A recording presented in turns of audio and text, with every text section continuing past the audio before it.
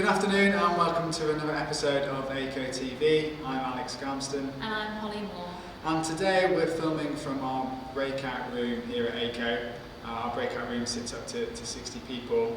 It's usually used for functions, webinars, seminars, general team meetings. It's situated right next door to the auditorium of the head office. Hopefully, with things changing, we can use this room again soon. For any inquiries, please email marketing@aico.co.uk. But here's what's coming up on today's episode. First up, we have Barcud Housing Association speaking to our RSM, Dan Thomas. Then we have a day in the life of an RSM, which is our Regional Specification Manager, and that will be with Steve Bulley and David Richmond. Then we welcome back Sparky Ninja for the second instalment of his discussions with our RSMs. Then we have our popular frequently asked question, and this week it's why is my CO alarm sounding?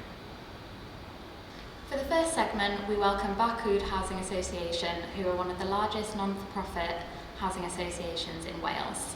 They're going to be speaking to our RSM, Dan Thomas, about their recent merger, how they have coped with COVID, and their experiences with our SmartLINK Gateway. Good morning and welcome to Aico TV. My name's Dan Thomas, Regional Spec Manager for Wales. Today we're very lucky to have a couple of guys from Barcud Housing Association, Ben and Neil, just to have a bit of a general chat about the current technology. So welcome guys. Thanks for having us. Thanks, guys. If you want to introduce yourselves and tell us a bit about yourself. My name's Neil Davis. I'm Head of Repairs and Void Management for Barcud West. Basically covering the Ceredigion County. I've also got a counterpart who covers the east, which is mostly Powys. Excellent. Ben Jones, Senior NIC electrician with Medra, who's like the contractor, if you like, of Barcud. So my job is to sort of oversee the general day-to-day work of the electrical in-house team, as well as compliance and things like that. So just generally anything electrical generally comes through me, hence the Aico. Excellent. So guys, you've been you're here to sort of talk about some of the new technologies that you've been trialling as well as what we're launching middle of this year. The SmartLINK Gateway technology. Just wanted to ask how you guys are getting on with it. It's been about a year now since you've actually did your first install. Yeah, obviously when we initially discussed it, I think we put in 1 or 2 on our new build properties. Since we last spoke then, we've put in another, I think we've got about 10 total now. And yeah, I mean, as far as the actual technology goes, it's exactly what we need. We just haven't had any troubled tenants yet, if you like. So it's, we want to get that feedback on if we do get false alarms, if we do get issues with them. But from what we've seen so far, the data we've had, it's exactly what we need, and I think it's something that we want to keep putting in and expand on going further. Yeah, for me, I mean, it's quite frustrating when we've put them into some properties, one of which we know that was a bit of an awkward tenant. Yeah. And hoping for a bit more information, and they've been good as gold since we've installed That's it. The thing, it's they're working typical. so well that there's no faults on them. Yeah. And sort of moving forward, they'll be fitted in the void properties as well. At the moment, the feedback is that they're working really well. Yeah, I think from my point of view, I've had the same sort of conversations with others. I'm not wanting to name names, but one in particular, they actually said exactly the same thing as we had a conversation last week. Everything seems fine, it's great, but how do I demonstrate this to my superiors? Yeah. And as it happened, the following week he rang up saying, Dan, this one's had a power outage, and the one that it's come back up live, but the one in the living room's still off, and it happened to be a loose cable. So it's just ironically, that it popped up. But I suppose for me, even if it's all healthy, that's kind of a good sign as well. At least the gateway is checking in, saying, Definitely. Look, everything's fine here. Obviously you want to see a bit of action though, So, going forward, that's what you don't want. But initially, you want to see the benefits popping up, really, isn't it? Obviously, I wouldn't say there was sort of reservations, but we had one in quite a rural area which we discussed, and you know, you were quite confident on the signal and the way that the gateway works with the SIM card and everything, but I still was had my doubts. You did have your doubts, you certainly did have your doubts, but I think yeah, I mean, that property, where was it again? It was Newcastle Emlyn area. That's it, yeah. So notorious. Well, actually, our phones had no signal, if I remember rightly. Yeah. If I was trying to ring the office, just about a separate issue, and I couldn't get through. But the gateway was flashing. I think it was flashing twice, which means it had 2 bars. Right. Which, considering we were getting 0 bars, was that's the beauty of 2G. You see, is that it's not reliant on the roaming SIM that we use, it's not reliant on just one mast. It's whatever mast they can pick up on. That's the beauty of that. Is it's just, like you said, it's not dedicated to one network provider. Yeah. So it'll roam across them all, which is fantastic. Absolutely, and it's a secure network. 2G's there and will be there for many years to come. Yeah. You know, it's a tried and tested technology that's actually nationwide, international even. Yeah. You know, so. You know, some of the emerging technologies that are out there, LoRaWAN and you know, some of these other bits and bobs, are nice technologies, but you know, the infrastructure, I suppose. I mean, obviously in Wales, what's your thoughts on that? Yeah, I mean, for us, obviously LoRaWAN is sort of up and coming. We don't know where it's going to go. Geography-wise for us, I don't think that would work, because obviously you've got valleys and peaks and troughs, and it's the gateway that's the way forward for us, I think. Yeah, I think I'd have to agree. You know, it's again, the technology is there. You know, it's ready to go. It's not a case of we have to trial it and it's tried and tested. Exactly, exactly that. You know, with our housing stock as well, like we discussed the rural property. It works. You know, I don't see the issue if it works. Yeah. So obviously, okay, we might try, like Neil said, we are going to put it in our voids, because we want it everywhere to really, you know, future-proof for any upcoming products coming out, so that we can tap into essentially the gateway. But I think just back to the system that it works off, it just works, and there's no point changing something that, if it's not broken. That's my take on it anyway.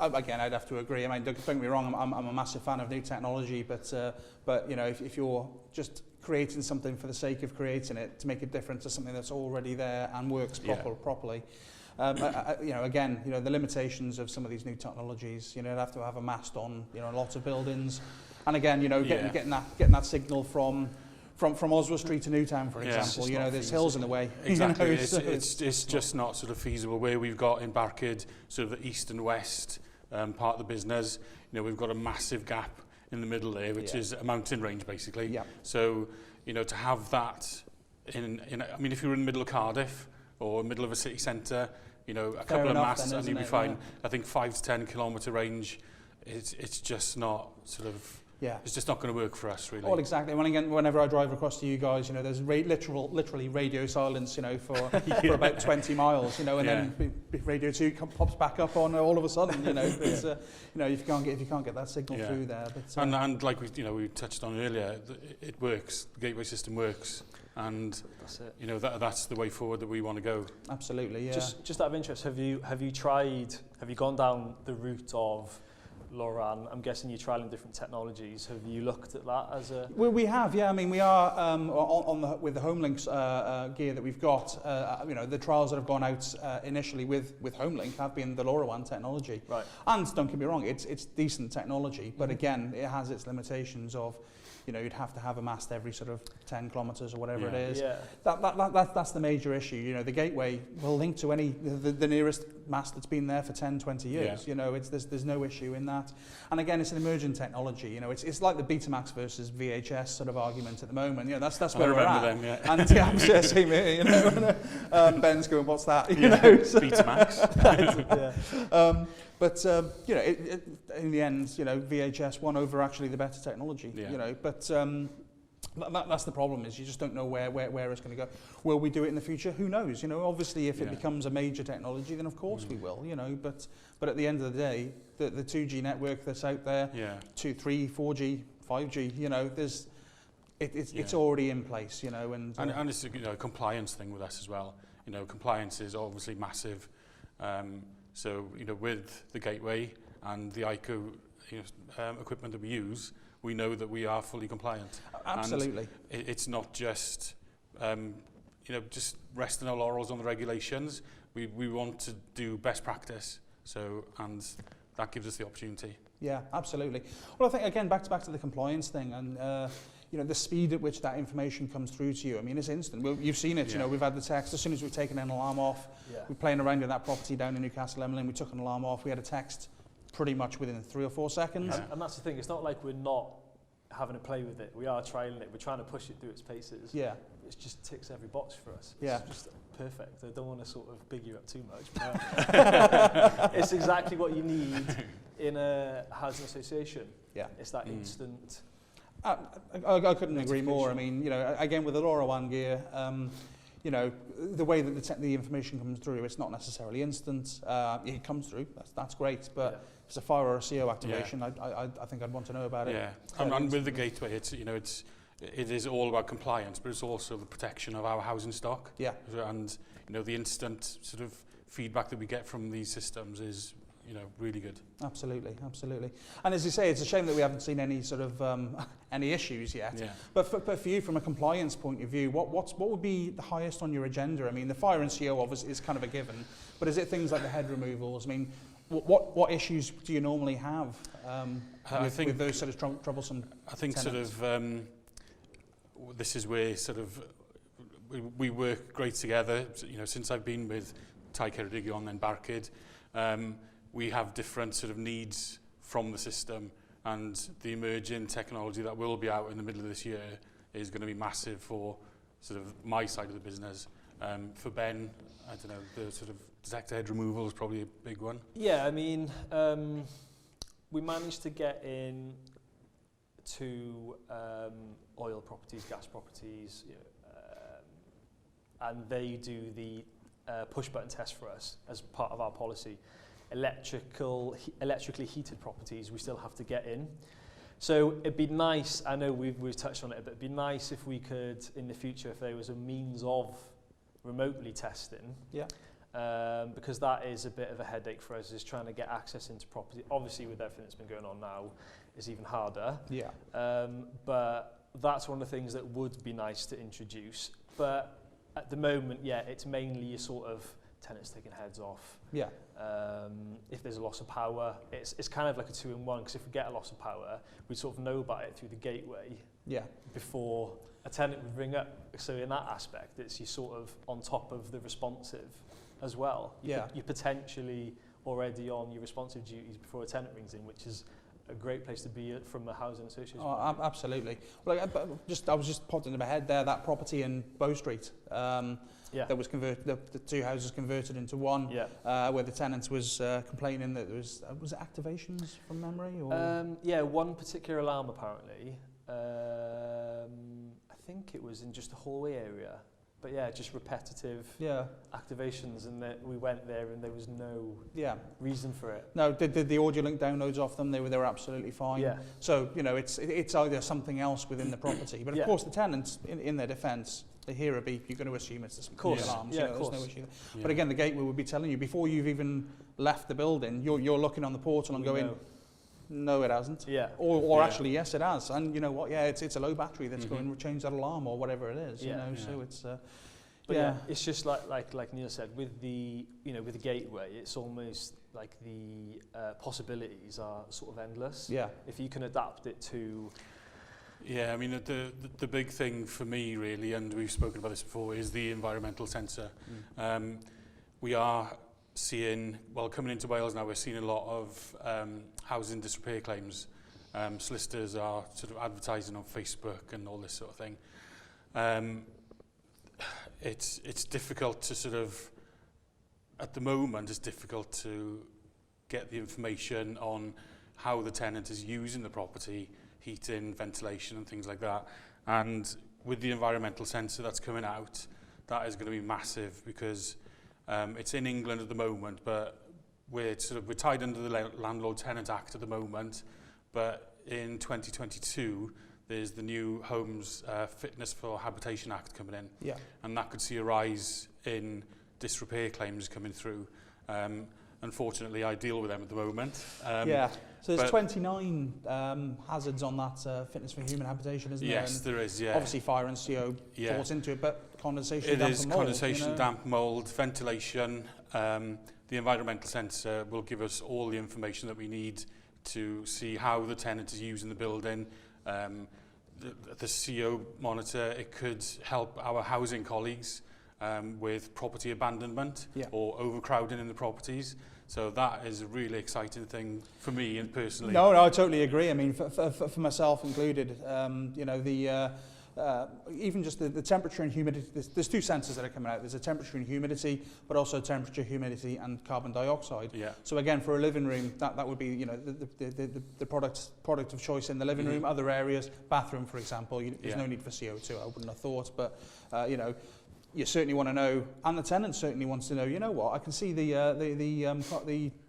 humidity's gone up massively in this room. I best turn that fan back on that I switched off 6 months ago. You know, that's the thing. You want to empower the residents. I mean, the technology that's coming out, it's obviously alongside a portal which you're already using. But there will be a resident app, so the resident can actually download the app and go, oh, well, why is my app showing an unhappy face as opposed to a smiley face?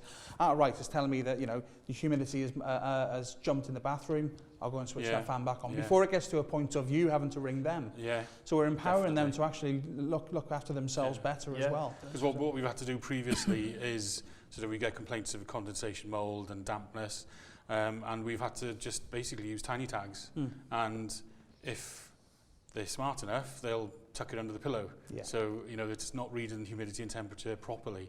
So with this sensor, it's I don't go on about it, but I'm quite excited about it, to be honest. 100%. We are as well, because it saves a responsive repair as well.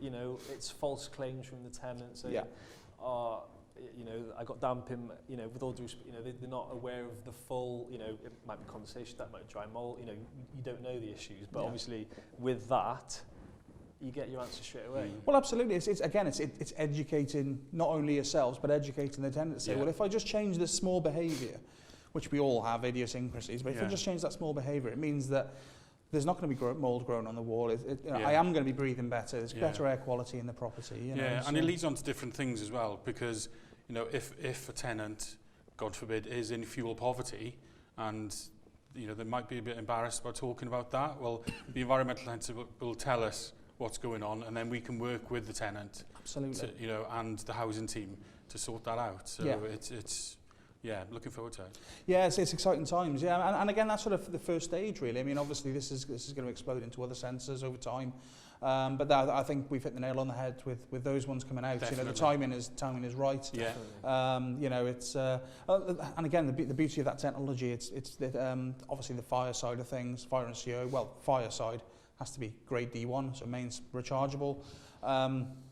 But on the environmental sensors, there's no actual standards out there yet. Now, obviously, we'll be sort of, you know, looking at it from an ethical point of view as to what should be done. But a battery-operated unit kind of makes sense. I'm sure, especially from an electrical point of view, trying to wire, you know, an existing, you know, adding to an existing circuit is going to be a bit of a nightmare. The sensors that are coming out there, 10-year sealed battery products, so similar to our battery smoke alarms, tried and tested technology. And again, if there was a low battery, it would be telling you that through the gateway anyway. So it's kind of an ideal technology, really. Definitely. Just on that, just popped into my head actually, is there going to be, because I know there's a limit with the amount of devices you can put on the gateway. For example, the one we did down in Kent, actually the one we talked about earlier, with it was a disabled bungalow. That's right. And we had, I think, 12. Yeah, it was quite a big system, that one. So the gateway on the fire and CO side of things is limited to 18 units, including the gateway. But on the environmental sensors, it's actually 50 units. So you can have your 18 units fire side of things, and up to 50 units. Well, as well as, you know, so it's quite an impressive. I must admit, I was. I was only told about it recently, so you know. So you know, it would that would cover most properties. I mean, actually, back to you, Neil, on that. Which rooms would you see fit to be fitting the sensors? I mean, obviously, I've mentioned a few of them, but I mean, we're probably looking at sort of a lot of trouble bedrooms and living rooms mainly. Yeah. So, you know, 2-3 bedroom properties that we've got, you know, we'd have 3-4 sensors maybe. Yeah. So just to cover the problem areas then. So. Well, that's it. When we've been looking at it, we were looking at sort of living room, kitchen, and bathroom. Yeah. We weren't looking at the bedrooms. I mean, Yeah. that's a good insight. You know, obviously those are the rooms that you're obviously having issues with. They're probably rooms where certain people have blocked up air vents and things like that. You know. I mean, the environmental sensor, that could be sort of a responsive fit. So if we do get issues in the property, we can identify on which rooms the problem areas are and fit them in then. Well, that, again, back to the beauty of the sensors being battery operated as well, is that it doesn't require an electrician to come in. The way it tags onto the gateway is easier than actually the standard gateway alarm setup. It's scan the gateway, scan the sensor. Yeah. It pairs itself up basically. Right. So it's so again, the housing team, you know, if they're in, they could be well, they're the ones dealing directly with the tenant. Yeah, our responsive officers would sort of go out and investigate the issues in the first instance. So my kind of idea is they'd hold a stock with themselves, identify the problem areas, and fit the sensors. Yeah, it makes total sense. It's kind of instant then. Takes a bit of weight off other people's shoulders in the organisation as well, doesn't it? So, but again, it's just, you know, the simplicity of even just the app. It's already on everyone's phone within Barcud, so there's nothing that we need to sort of get ready for that. It's already on the phone, so if they did have it on their vans or their cars or whatever, it's easy enough to just install and scan it onto the gateway already. That's why it'd be nice to retrofit the gateways as much as we could before this happens, so we're ready for it. Yeah, that's it. I mean, you know, the more gateways you get in, the more future-proof you are. It's as simple as that. Yeah. And again, just obviously taking it back away from what you want out of it, the fire and CO information, the head removals. You know, how many times do you go? We've had this conversation so many times. You go to a property, you fit the alarms, you leave. Next time you're in there, they're all gone. Yeah. You know? So it's again, just from like a responsive point of view, it's a no-brainer because, you know, sometimes, like you say, tenants hear a beep, they're not sure what it is. They might think there's an issue, they're worried. If we've got a gateway, it's just a case of logging into it.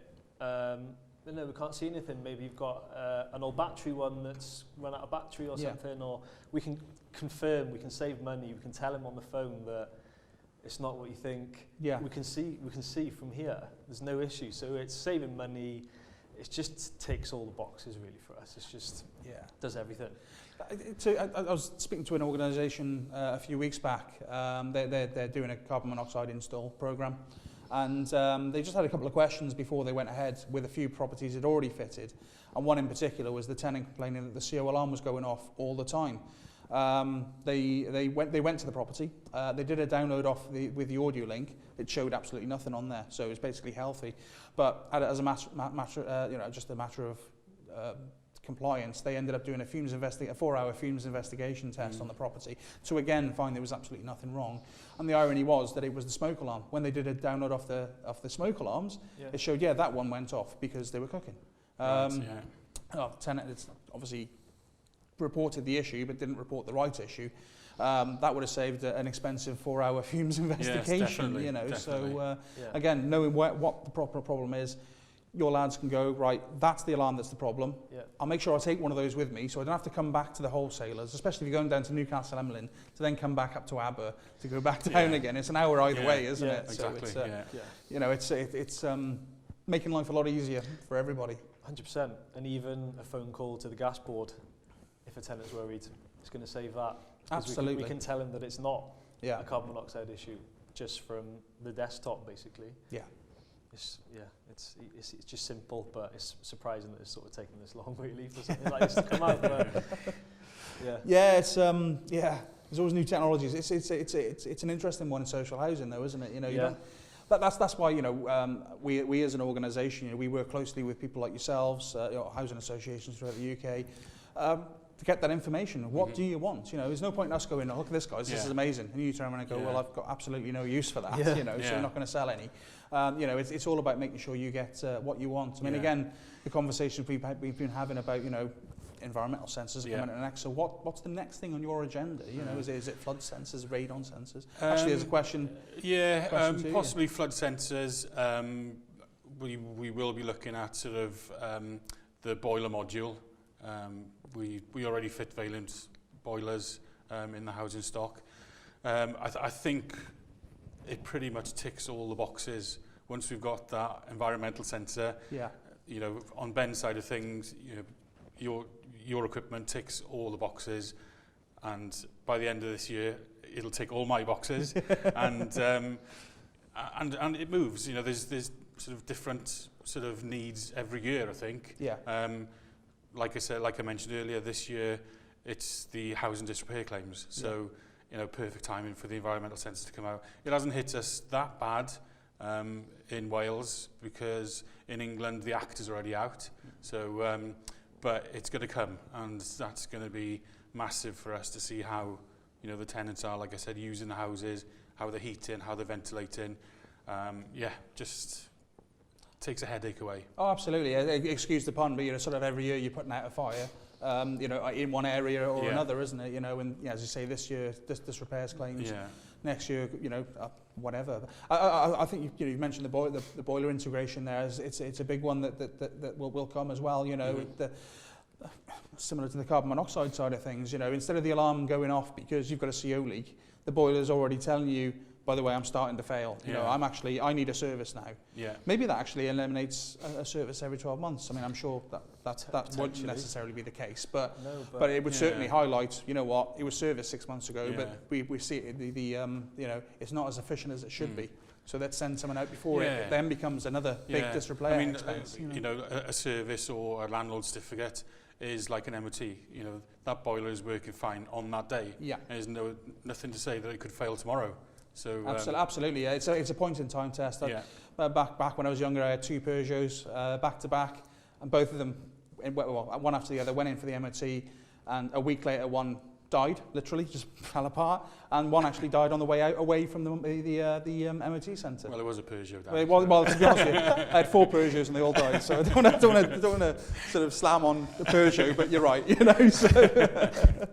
Are you looking at any other devices potentially? I know obviously you've got the environmental. Yeah, I mean basically we are looking at everything. I mean at the end of the day, as I say, the environmental sensors are just stage 1 really. You know, it's ultimately we want to move into sort of other markets. There's a big market emerging with the environmental sensors, but again, you know, door sensors, window sensors. Potentially PIR. I mean, there's obviously GDPR issues and things like that, but you know. PIR sensors for security systems maybe, but also within the property, a sheltered accommodation, for example, you know, bed sensors, fridge sensors, all these things that would just potentially aid, you know, anyone on the sheltered side of things.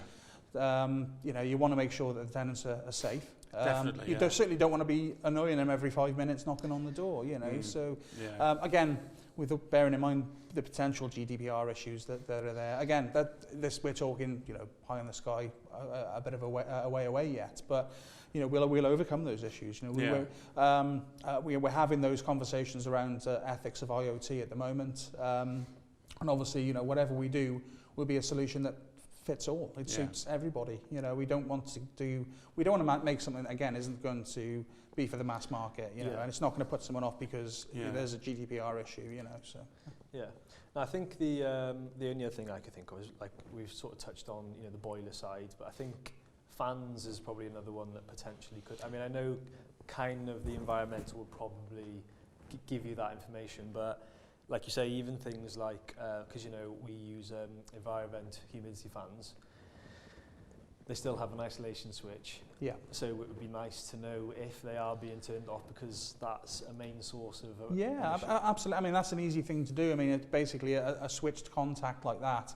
Is something that we could easily achieve. I mean, we achieve it through from a sprinkler system point of view at the moment. Sprinklers, you know, so where you've got your flow switch, we can link an EI408, which is an RF switched input module, that when the sprinkler activates, that will then tell the gateway, and you can mark it on the gateway to say sprinkler activation.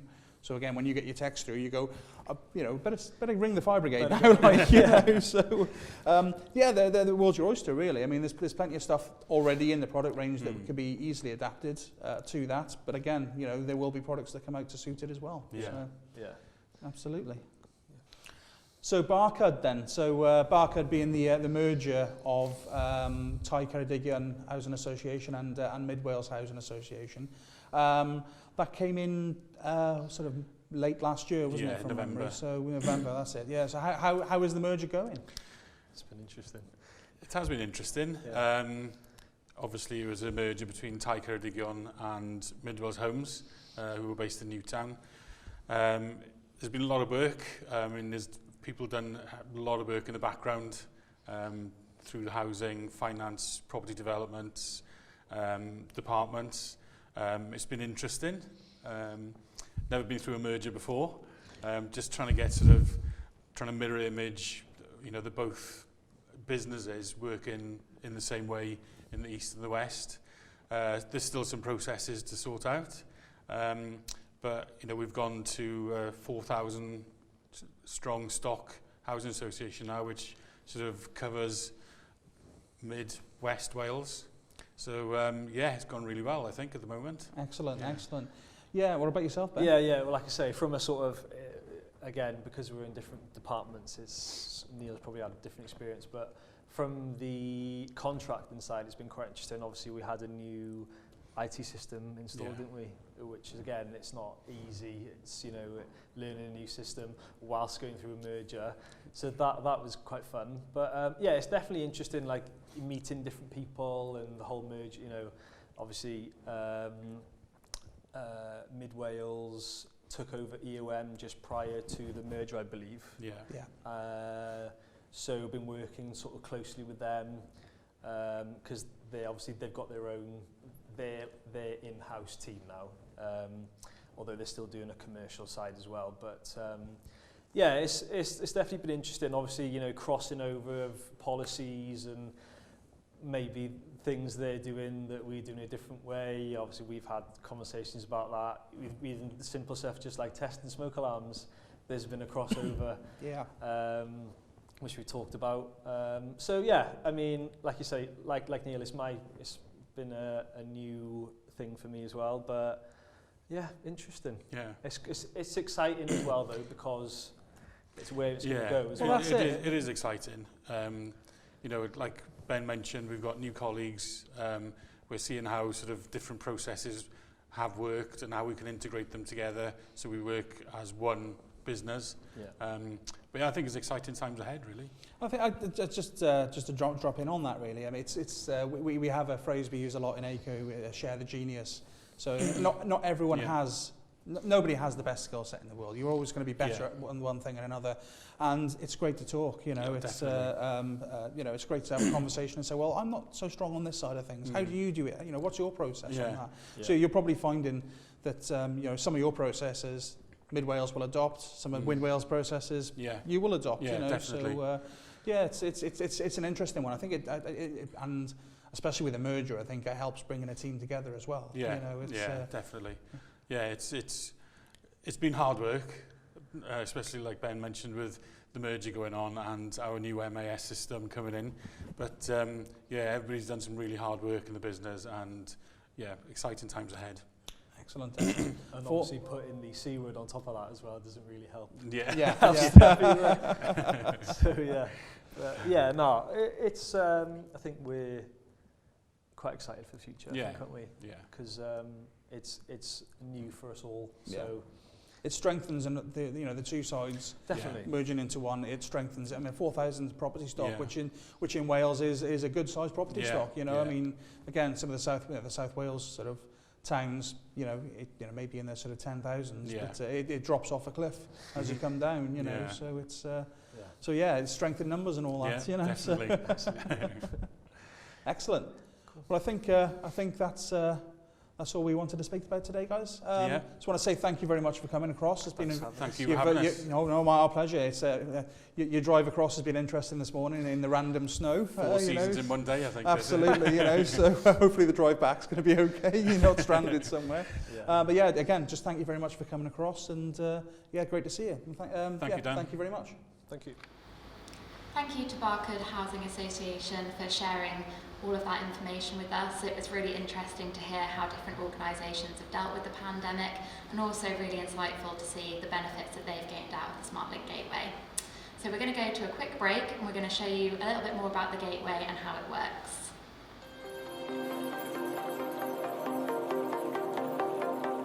Introducing the SmartLINK Gateway and Cloud Portal service from Aico.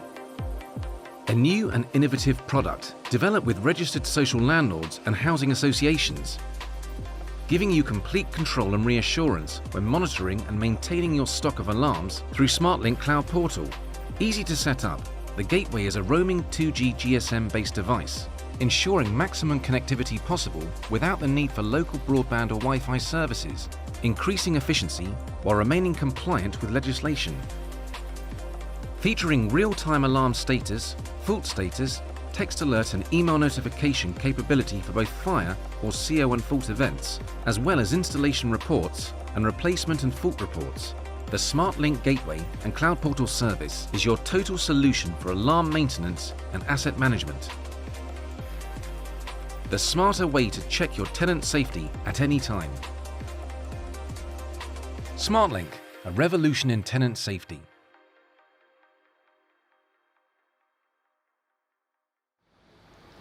Welcome back. I hope you enjoyed that short advert about the Gateway and learned more about that product. Now we're going to go to our RSMs, David Richmond and Steve Bulley. They're going to talk to you about a day in the life of an RSM, look at what they get up to, what they get involved in, from wholesalers to RSLs to expert installer training and more. So let's take a look at what they have to say.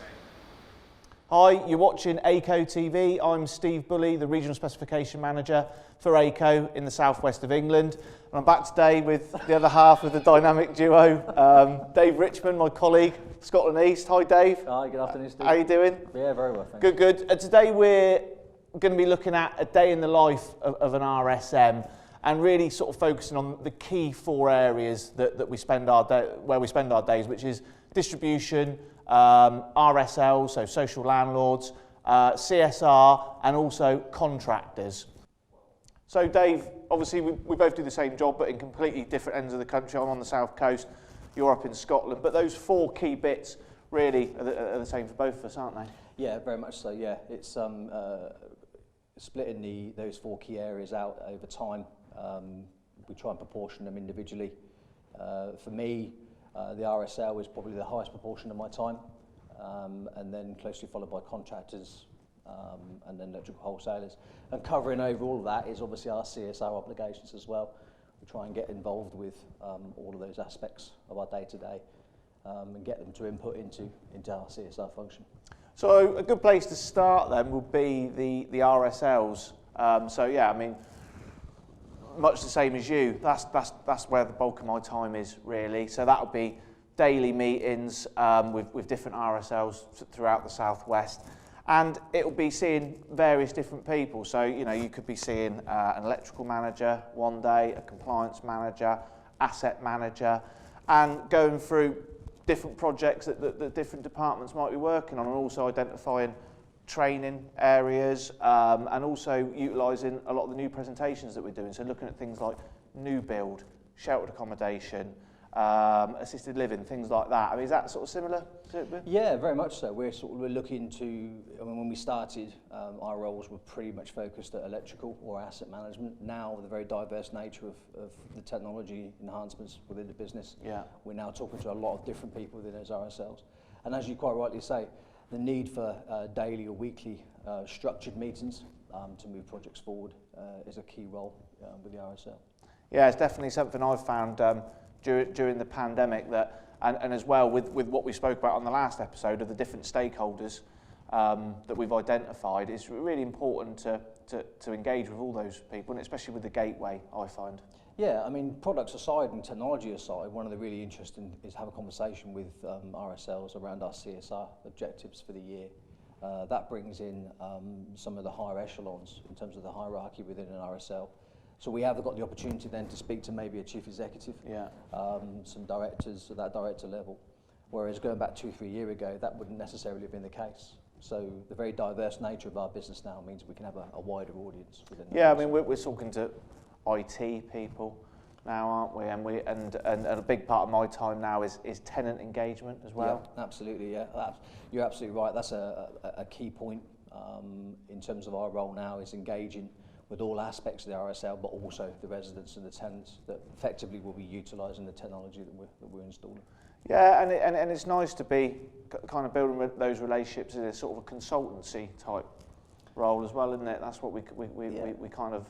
We always build. talk about being more than a manufacturer. Yeah. And the very nature of the role we do and how we do it means that we can be exactly that. Not only the educational side, but also reaching out and spending time with residents and understanding the impact of what we do and our technology that we offer, and how that impacts them and how it makes for safer homes and safer communities. And all RSLs kind of work differently, don't they? I mean, I've got RSLs similar to yourself with sort of 36,000 properties down to RSLs with 600 properties. Absolutely. So it's looking at all those different organisations, but compliance is still the key bit for whatever size, isn't it? So it's always it is the one key thing I think that you're always looking at in all of your relationships and all of the conversations that you're having, is that these organisations are compliant, and that we are ensuring that the residents are living as safely as possible. And as I say, with the new technology, with the gateway, and the future technology that's coming in very soon in the environmental sensor side, I think that will broaden our conversations even further. Yeah, and with the RSLs, I'm finding that it's proved really popular with the gateway, the on-site training, so that offering that support that we can. So it's helping every step of the way. We're kind of with them, on-site training for the operatives, things like that for DLOs. And I know you've spent quite a lot of your time doing that as well, haven't you? Yeah, I think one of the kind of byproducts of the pandemic, under the restrictions that we're currently working in, is as things have started to ease, we're enabled to get to site, and spend some time and develop those relationships in a way that is out of an office, out of a meeting room environment, more relaxed. Yeah. We are passing on our knowledge and supporting them technically within the product. But also it enables us to work with them to take things like case studies further forward. We're able to film and interview people on site. So it's, despite the pandemic, it means that we've been able to really bring that job to the point of installation and get to know these people a bit better. And I think that the big thing for me with all the RSLs that I work with is their passion. It really shines through for the housing, providing compliance, working alongside to get that. You can see every day that it means a lot to them. Yeah, it's important, I think, and again, that's I think where we're coming from, is being that more than that manufacturer. Again, it's important that we're able to develop that relationship, their passion for their role and their responsibilities comes through in the same way that ours does. So it forms a really, really good bond, which will help us move forward. So we've covered RSLs as part of our day-to-day activities. So now we move on to electrical contractors, which we both spend a significant amount of time with. I've found that those electrical contractors are now starting to move into more generic contractors, including multi-trade, fire and security companies, even right down to maybe your one-man bands, electrical qualified, classified as contractors. We were spending our time. Is that the same for you on the South Coast? Yeah, it's a mixture of contractors really, Dave, from DLOs that are working as part of an organisation, a housing association. Yeah. So dealing with those guys, with the managers, making sure all the engineers have had all the relevant training, and also supporting them on the ground with things like the gateway as it begins to get rolled out. But then also subcontractors that are working for housing associations. That can range from a subcontractor with 25 engineers to a subcontractor with one or two guys, So it's a really broad spectrum. And also a lot of work is carried out with kind of domestic installers, so organising training sessions via the wholesaler, via mobile units, things like that. And also in this new world that we found ourselves in, been doing a lot on Teams this year. But there's definitely an appetite now returning, I think, for in-person training. I think that the contractors get a lot more out of it.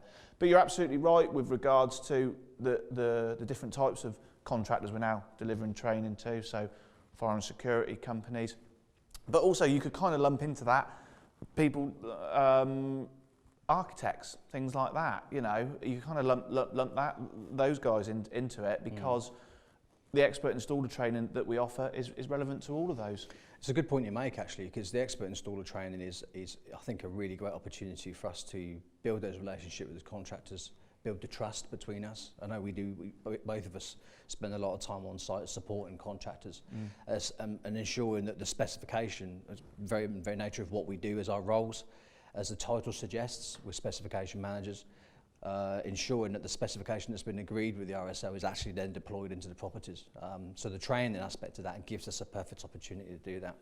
And I find the training is a really great opportunity to engage with the likes of the architects and the M&E consultants, which seem to be coming in more and more into the new build area. So from that perspective, I think the contractors do take up a significant amount of our time. But they play a very, very important role in the deployment of our technology. I'm always amazed at the take-up. I know we've had conversations about this, but whenever the Aico expert installer training is offered up, whether that be on the mobile unit or at a distributor or even at premises, it's always really, really popular. And it's a responsibility that we've got, because it's educating the market, isn't it? It's all around British standard. BS 5839 Part 6, the CO standards, and now moving into HomeLink and the Gateway, the Fitness for Human Habitation Act as well. Yeah, I mean, the very nature of the training, because it's CPD accredited, it seems to be extremely well received. We're formulating new build events as we speak for the coming months, and the uptake's been really strong from a diverse group of people. So the third part of what we do on a daily basis is the distribution network. So really valued part of our supply chain that we work alongside daily. So that's electrical distributors and plumbing merchants. So for me, it's very much supporting the distributor. So that will be through supporting their customers through training, if they need any sort of technical assistance. So if they've got a customer with a query or a specification that needs doing, they get hold of me. I do the heavy lifting for them, so I can get hold of the contractor for them, get the problem sorted. Yeah. Also, merchandising, marketing, so dropping in material to make sure that they're maximising their opportunity with the Aico product. Very much the same as you, I expect. I mean, we've got we've got at our disposal, we've got the mini point of sales, we've got the larger point of sales. Yeah. I think the literature and the supporting documentation around legislation is really important for wholesalers. It gives us a chance to hang out more of the branding on the trade counter. But it's interesting you talk about the training, because I find in the last 18 months I've probably done as much training with the wholesalers. Obviously we have our new upsell training available for them as well. And trying to educate the trade counter to ask questions rather than just being a service delivery mechanism, asking questions at the trade counter. So I've been spending quite a lot of time just talking about different types of products that are fit for specific needs, specific requirements, out with the technical specification. The specification stuff is, as you know, is preordained product, listed out as a spec as agreed. They've probably either tendered for the supply of it or they've got a contractor that buys from them. So they're quite straightforward, those inquiries. The training and ensuring that they're upselling all the time, making sure the right product goes over the trade counter is really important. And I have to say, I've been spending a lot more time in the last 18 months ensuring that we have got at least one person in every electrical wholesaler that's got a responsibility to support Aico as a brand. So I work directly with them to train them on a one-to-one basis. And then every 6 months, I probably train the rest of the staff within the wholesaler to ensure they're kind of brought up to speed with any subtle changes in the legislation, any new things that we know are coming out, and of course, new product. It's key, rather than waiting for the products to be requested at the trade counter, what we're doing is we're on the front foot, So these products are now available. This is where you're likely to see them. These particular contractors are likely to ask for them. It's that kind of conversation.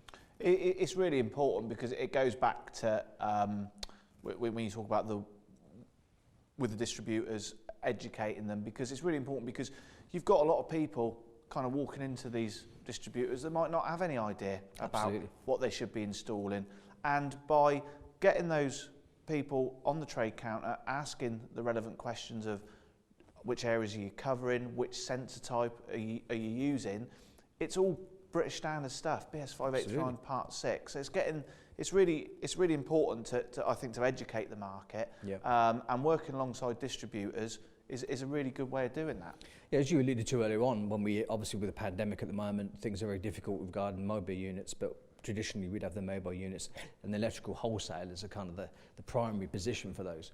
We can get a really good audience of people buying from that electrical wholesaler in there when we're doing the training, but also that brand awareness and that association between the wholesaler and Aico having a mobile unit in the car park. It creates a lot of attention. It's a good marketing opportunity. I've also had in recent times where they've had a big TV screen behind the trade counter. So we've been able to put some Aico adverts running in the background about the, certainly in Scotland with the Scottish housing legislation change, and then something more product centric, specifically around our 3000 series products. Gateway, the new sensors coming out, I'm sure we'll have more marketing material to offer them.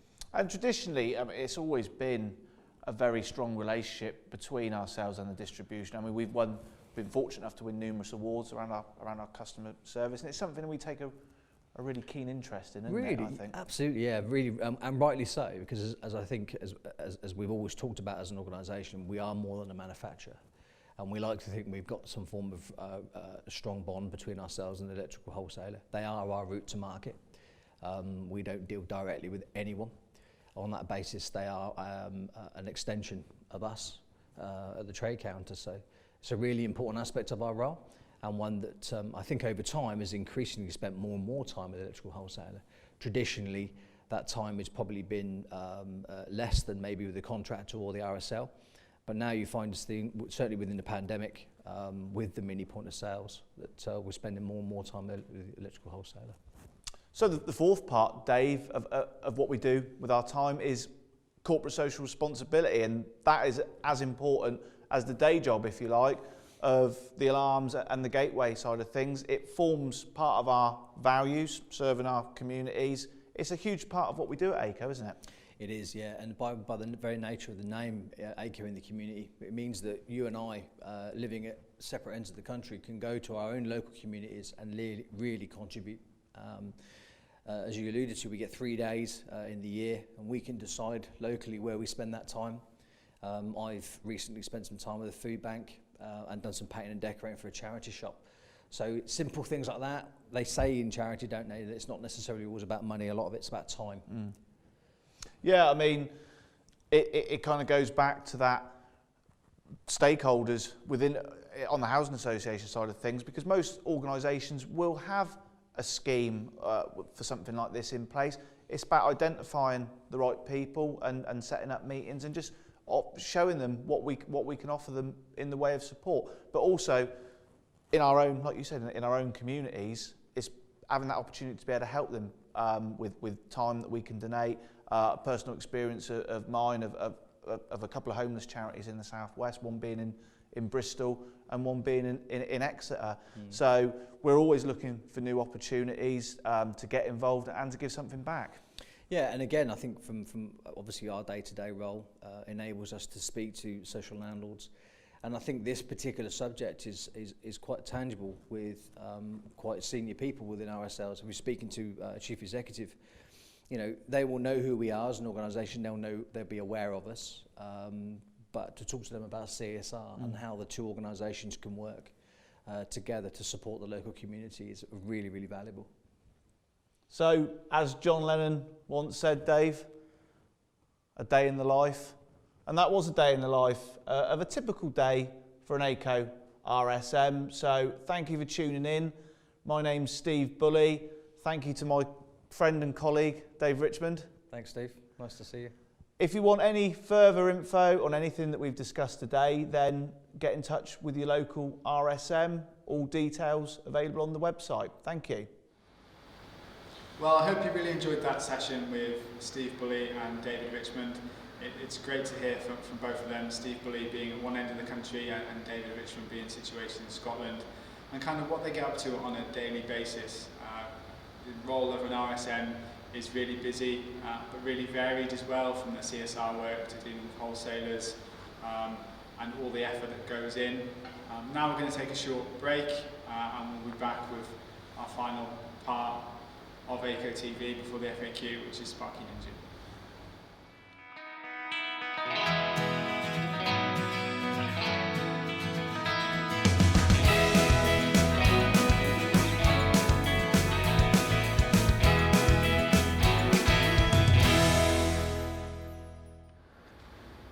Welcome back.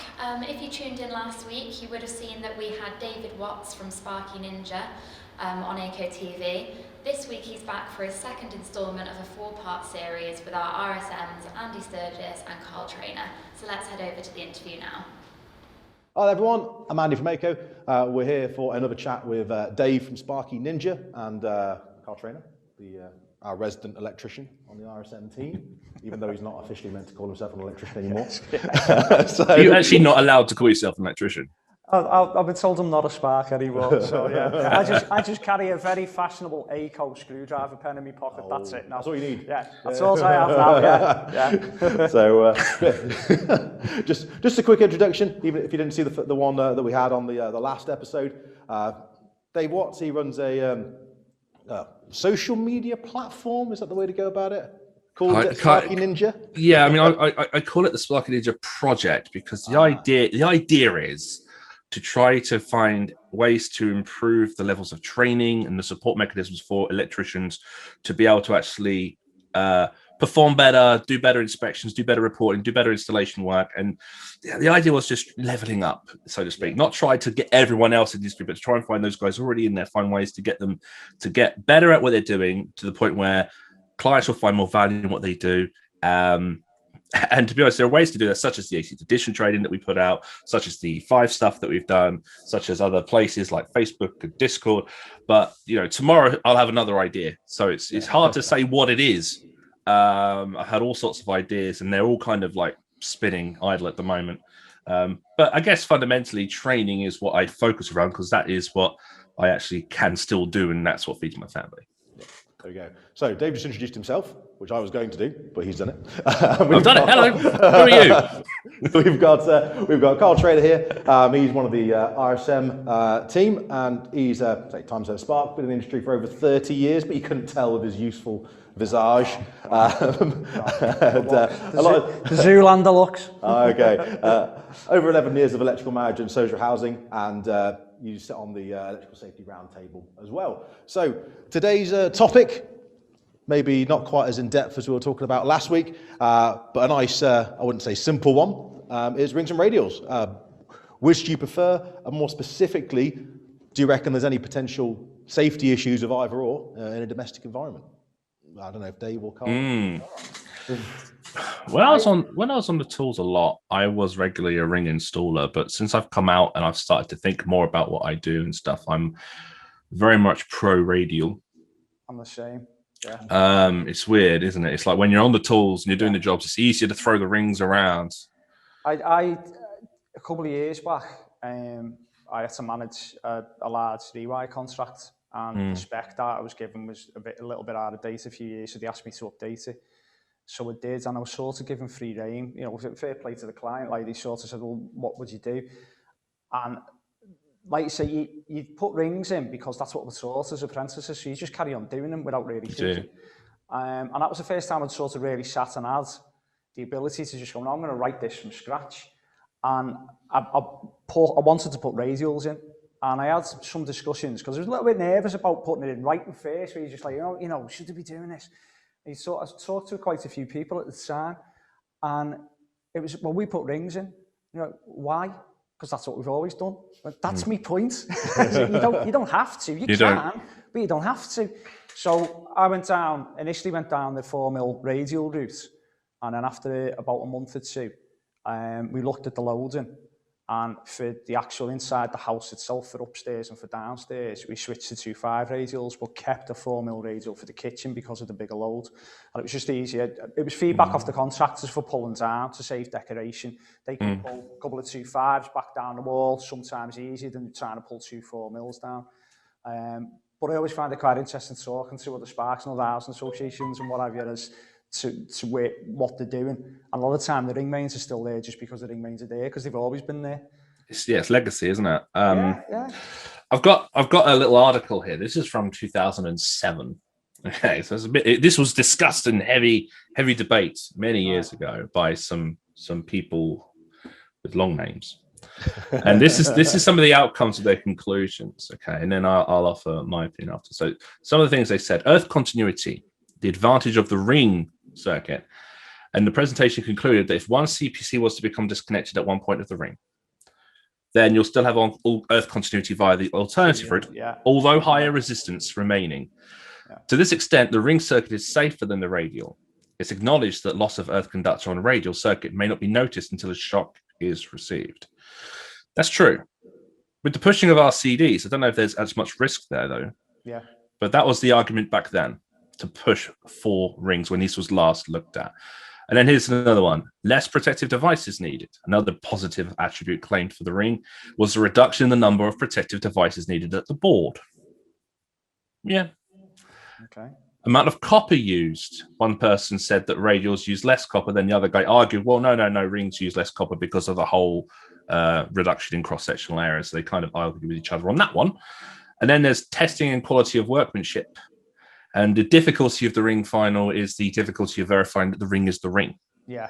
You have those little R1, little Rn, little R2 tests, and the interconnection R1 plus R2, R1 plus Rn tests, the figure of 8. Yeah. There's extra workmanship there. Then there's a last mention of EMC issues, and it sounded like everyone fell asleep at that point. And here's the conclusion that they had: 2007. Both ring and radial final circuits have their place in modern electrical installations, and neither circuit layout should be used to the exclusion of the other. More guidance to these can be found in IET guidance notes.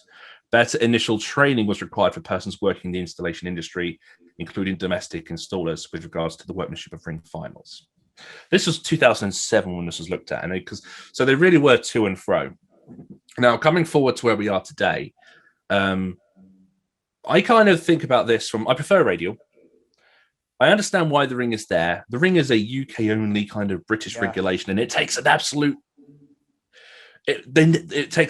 effort to make those British-only regulations disappear. As if there's some kind of pride in those .200 regulations. Even the 3036 is still in there, for example. Yeah. So it takes a lot to get them gone. The ring final does require a couple of things. One is obviously every single circuit, every single leg of the ring final must have a current carrying capacity of 20 amp or more. And with the variety of reference methods installed, especially in the home, that could easily be missed. You may put cables in a stud in a partition wall, clip the cable to the center of the timber to think about the impact risk and stuff. But then if you put insulation in that, you've dropped the capacity lower than 20. There are many ways to drop that capacity lower than 20, which is an overloading issue. But just to quickly summarize my take on this, I get the ring final. I get the benefit. I prefer radial. Yeah. Is there a safety aspect? Now, this is where I put my role play hat on. In the industrial commercial sector, where there are legislations in play that drive for competent persons to be authorized to do work, such as changing a socket outlet, that person doing that work should be competent under the legislations. So it's likely to be an electrician or a competent person who will know about the methods of testing, such as little R1, little R2, little Rn, using a proper polarity indication instrument. So the ring final could probably be well maintained and used effectively. Going over to the domestic world, where we have, this is where I use my normal typical stereotype of Doris, where Doris can go to a shed and buy a nice chrome socket outlet, and she goes home, she turns off the main, she does the lock off, she turns it off, turns the whole house off. Let's say she goes full whack and make sure it's dead. Once that's replaced, her method of checking if it works is to turn it back on and plug something in. Yeah. So they don't verify in the domestic, or ordinary persons as we define them in 7671. They don't have the competence or workmanship, as mentioned here, to properly verify that the ring final is still a ring. And if the ring isn't a ring, but things still work, we have an open circuit online on neutral, we now have an issue with 433.1 where we have a risk of overload, which is a risk of fire. So we've got, yes, there's a risk of electric shock in the absence of a protective conductor with the radial, but RCDs are pretty much in the domestics always there. Yeah. And the RCD will be there to help with that. But there's a risk that we may have an open line one, open L1 or open neutral, and we have a risk of overloading on that ring final circuit. So my take on it is there's more risk in the domestic sector of ring finals. Yeah. Because commercial industrial is maintained effectively to prevent danger. Yeah. Or something. All right. So we will in time have to be put into a position where the ring final in the domestic will have to find its end of life. Add to that the drive now forward for division of installation under 314. More RCBOs, having to make sure the protective conductor current doesn't exceed 9 milliamp of 30% of the I delta N.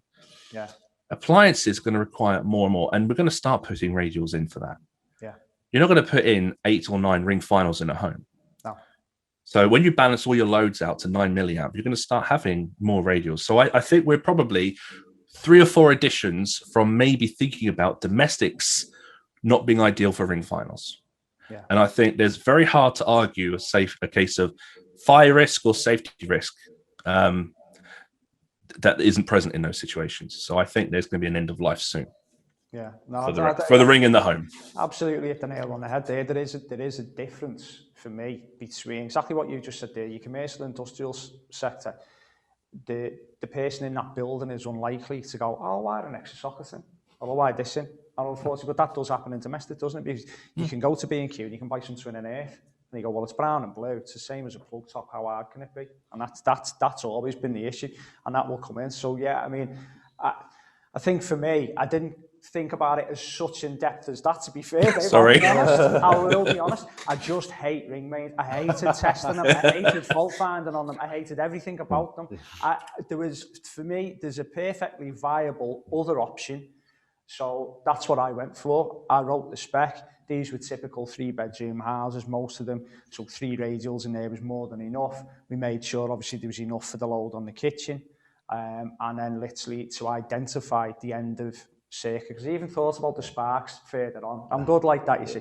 We were testing in the future will be a lot quicker and easier. Yeah. So we were putting on the test circuit where the end of line was. And then we were talking about, we never got to it, but we were talking about putting USB sockets as the end one. So it was a bit of a selling point for the tenants, because sometimes, trying to get across that you need a rewire can be difficult.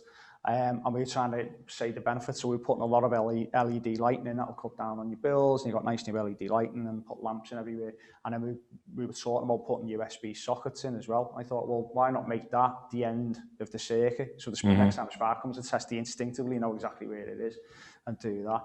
But absolutely bang on, Dave. Yeah, I think, personally. And I think more and more, from what I hear, more and more people seem to be moving over to radials for their own reasons, different reasons. Possibly it's just a snowball that's growing, and they hear other people are doing it, and then this makes them think and go, well, yeah, why can't we? And every single Spark out there who's been on the tools, who's then become a manager, who's then sitting there writing specs, I'll all be sitting there going, I remember tearing my hair out trying to find a ring fault. And you're just like, can we get away from that? So yeah, I think you're right.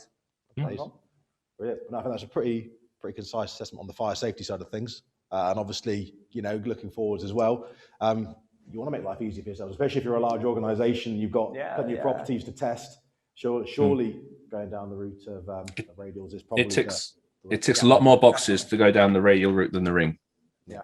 Even in part 3, we look at maintainability, effective and safe maintenance and stuff in the future. Yeah. Everything kind of aligns to radials in the future. Yeah. Brilliant. Happy days. Well, thank you very much, gents, and hopefully that was informative to you. And we will see you all next time. Thank you very much. Bye-bye. So thank you again to David for joining us on Aico TV and sharing a little bit more about what Sparky Ninja do. Tune in next week for the 3rd instalment of the Sparky Ninja sit-down discussion series. Right now we're going to head over to Alex, and he's going to introduce this week's FAQ. Thank you for that, Holly. We're now going to go to the final part of the episode this week, which is the frequently asked question. This week it is Why is my CO alarm sounding? And this is presented by Sam Marston. Why is my CO alarm sounding? Your CO alarm will sound when it detects a certain threshold of carbon monoxide in the air, often produced by ovens, boilers and other fuel burning appliances, and will continue to sound until CO returns to a safe level.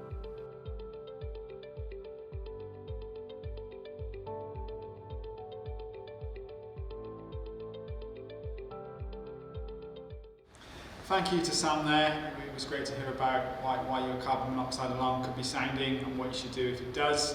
But that's all we've got time for this week. But just a final reminder that we are nominated for 3 categories at the Electrical Wholesaler Awards, and the categories are Best New Product for our SmartLINK Gateway, Best Training Provider for our Expert Installer Training, and last of all, Best Customer Service. So please make sure you vote for us. The link is below at the bottom of the screen now.